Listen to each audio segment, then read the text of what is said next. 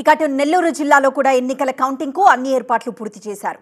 నెల్లూరు జిల్లాలోని 8 నియోజకవర్గాలకు సంబంధించిన కౌంటింగ్ ప్రియదర్శిని కళాశాలలో జరగనుంది.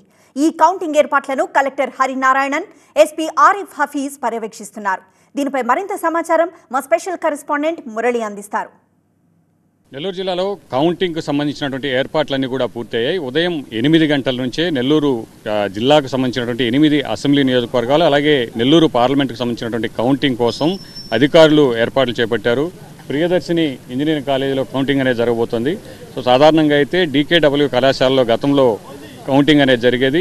తిరుపతి పార్లమెంటుకు సంబంధించినటువంటి 4 అసెంబ్లీలు గతంలో ఈ జిల్లాలో ఉన్నటువంటి నేపథ్యంలో అప్పుడు ప్రియదర్శిని కాలేజీలో ఈ కౌంటింగ్ అనేది జరిగేది. అయితే ఇప్పుడు పూర్తిగా కూడా మొత్తం జిల్లాకు సంబంధించినవన్నీ కూడా ప్రియదర్శిని ఇంజనీరింగ్ కళాశాలలోనే కౌంటింగ్ జరగబోతోంది. గతంలో DKW నుంచి ఇక్కడకు కౌంటింగ్ ఏర్పాట్లు అనేది చేపట్టారు. ఇప్పుడు తిరుపతి జిల్లా పూర్తిగా కూడా తిరుపతి కేంద్రంగా కౌంటింగ్ అనేది జరగబోతోంది.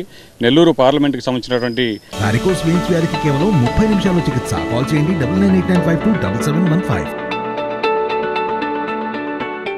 కౌంటింగ్ అలాగే తిరుపతి పార్లమెంట్ పరిధిలో ఉన్నటువంటి సర్వేపల్లికి సంబంధించినటువంటి కౌంటింగ్ జరగబోతుంది. సో ఇందుకోసం అధికారుల ఏర్పాట్లను కూడా పూర్తి చేశారు.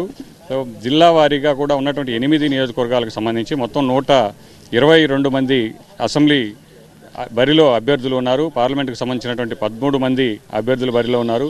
సో ఇక్కడ గతంలో ఎప్పుడూ లేని విధంగా హోరాహోరీగా ఎన్నిక జరిగింది. ఇక్కడ పార్టీలో కీలకంగా ఉన్నటువంటి వైసీపీలోనే కీలకంగా ఉన్నటువంటి 2 నేతలు కూడా ఇప్పుడు ప్రత్యర్థులుగా తలపడ్డటువంటి పరిస్థితి. వేమిరెడ్డి ప్రభాకర్ రెడ్డి రాజ్యసభ సభ్యులుగా ఉన్నారు. ఆయన టీడీపీలో చేరి టీడీపీ అభ్యర్థిగా పోటీ చేస్తే, విజయసాయిరెడ్డి వైసీపీ ఎంపీ అభ్యర్థిగా రాజ్యసభ సభ్యులు ఆయన బరిలో ఉన్నటువంటి పరిస్థితి. గతంలో ఎన్నడూ లేని విధంగా ఇక్కడ పొలిటికల్ హీట్ అనేది ఇక్కడ కనబడింది. 8 అసెంబ్లీ నియోజకవర్గాలకు సంబంధించినటువంటి అభ్యర్థులు హోరాహోరీగా పోరు అనేది జరిగింది.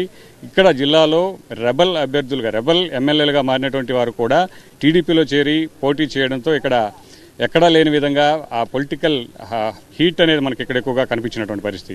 సో ఇటీవల మనం చూసాం, ఎగ్జిట్ పోల్స్ వచ్చిన తర్వాత గతం కంటే కూడా మరింత ఉత్కంఠ పెరిగింది.